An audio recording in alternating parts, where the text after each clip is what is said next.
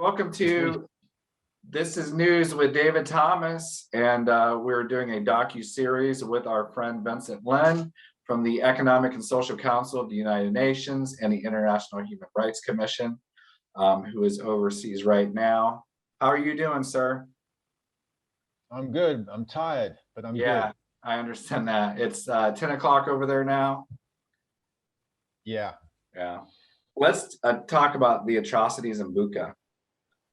Well, they obviously, shallow mass graves. I think earlier I just had heard that of course, they had kidnapped the mayor and his family, and they did locate that family today, buried in and killed murdered in a shallow grave.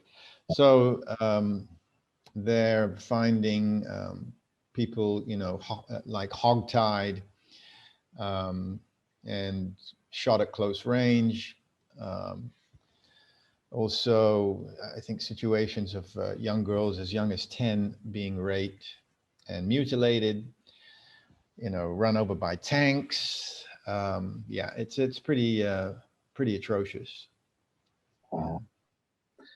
So what's next for you, and what is the mission that you're working on with the United Nations and the International Human Rights?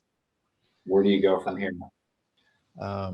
So I believe we're going with two vehicles, because we're bringing also supplies. And I believe also, everything is, I believe there's a plan in place, but the situation, of course, is very fluid. Right. So it's changing on I would say more so on an hour-to-hour basis, not a day-to-day basis. Because obviously we want to try to get some refugees out. I got you. And we will be in touch and filming this docu-series together to update how you're doing and what you're seeing over there, to let people know. Yeah. So, well, all right, man, you get some sleep, and thanks for updating us on what you're seeing right now over there, and we will be in touch. You're welcome. Thanks, Dave. Yeah, thank you, sir. You bet. Bye-bye. You're about to head into the Ukraine, correct? So we're going to drive overnight. And let's see, we'll drive through Lithuania, through Poland, Eastern Poland, and then cut across. And so we should be hitting Lviv inside Ukraine. We hope by like 10 a.m. Saturday morning here. Wow. And then when we get to Lviv, we're meeting with the government officials on the ground there to get assess really what's happening, like right now. Right. And also meeting with police, military officials there as well.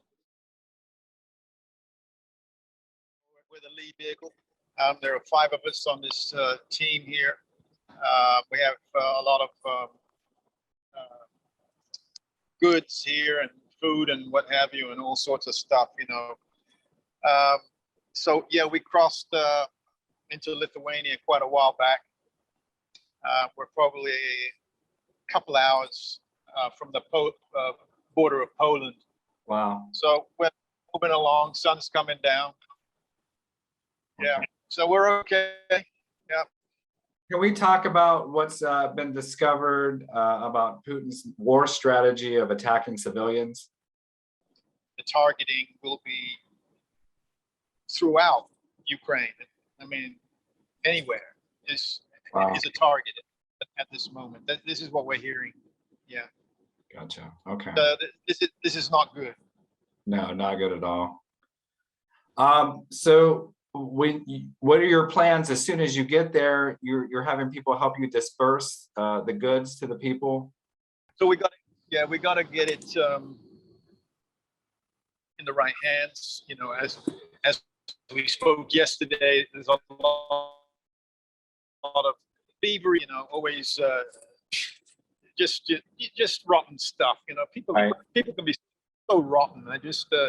It's really atrocious. But anyway, Gotcha. so yeah, so we got to do that, and then meet with the officials, and at this point, that's what we as much as I could say at the moment. Yeah. I gotcha. Well, be safe, and we will try to connect after you meet with everyone when you get there. For sure, man. For sure. All right, be safe, man.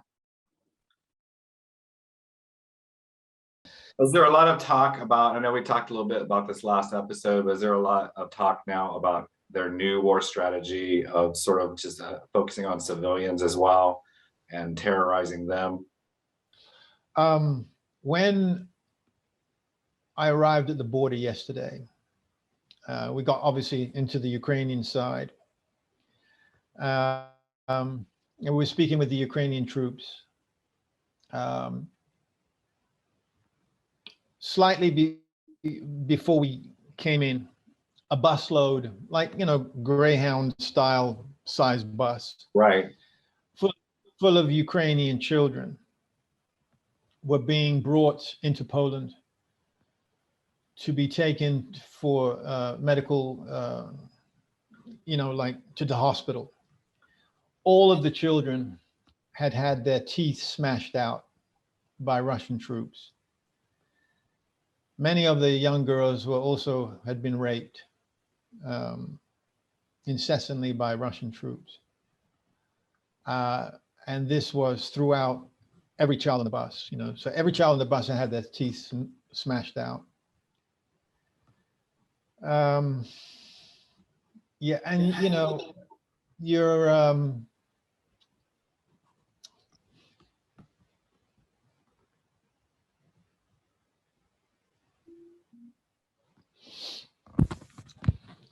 you're bewildered just as they are.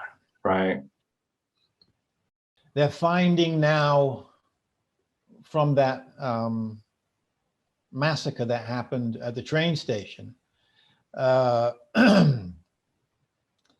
cruise missiles, that came in from those fleeing women and children that were targeted. And written on the side of these cruise missiles is, "This is for the children of Ukraine." Yeah. Wow. It's a serious thing, but as I said, the second half of why I'm here is got to rescue people. I can't leave this country without taking people to safety. Yeah. And I won't. I just won't do it. You got some people out of the Ukraine, correct? Yes, we did. We had some hiccups along the way, but which was expected. But yeah, we got one family out. Mother, 7-month-old boy, 11-year-old son. In fact, it was it was her birthday. She just turned 41. Wow. Her name is Victoria, and the 11-year-old son is Arseny, and the little baby's name is Timur. The photo I took that I'm using for this big UN report, because it speaks mountains. You see the picture of me, you see the picture of Victoria holding the child, and immediately that's your focus because it's right in your face. Right. And especially, I'm sure for mothers, they will see the mother and the child, but you have to look and get the photo and then open the photo up. I thought Arseny was sleeping in the back as he was lying down.